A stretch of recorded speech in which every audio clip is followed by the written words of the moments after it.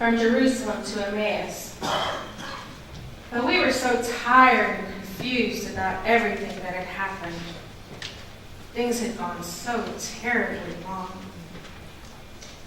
As we were walking, this stranger appears and begins traveling with us. He was a friendly man.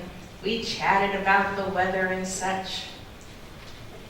And then he asked us, "So, what things are you all discussing?" We stopped in our tracks as a feeling of sadness came over us.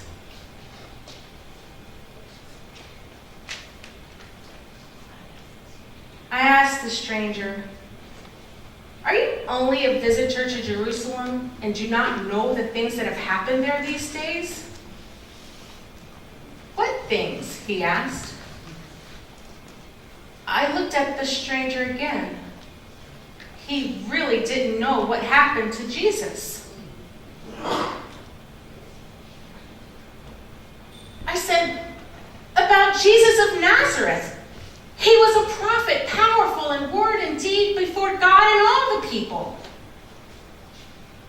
Our chief priests and the rulers handed him over to be sentenced to death. And they crucified him. But we had hoped that he was going to be the one to redeem Israel. And what's more, it's the third day since all this took place." Some of our women amazed us. They went to the tomb early this morning, but didn't find his body. They came and told us that they had seen a vision of angels who said that he was alive. And then some of our companions went to the tomb and found it just as the women had said. Only him they did not see.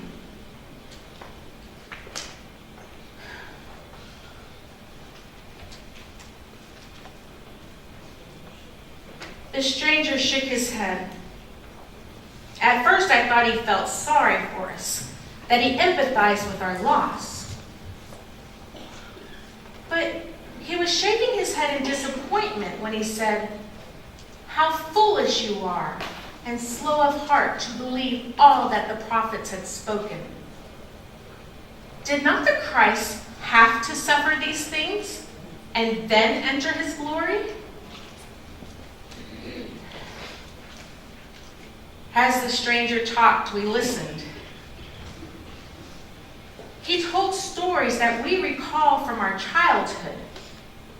Stories of prophecies from Isaiah, Jeremiah, Ezekiel, and Zephaniah to Moses and back again.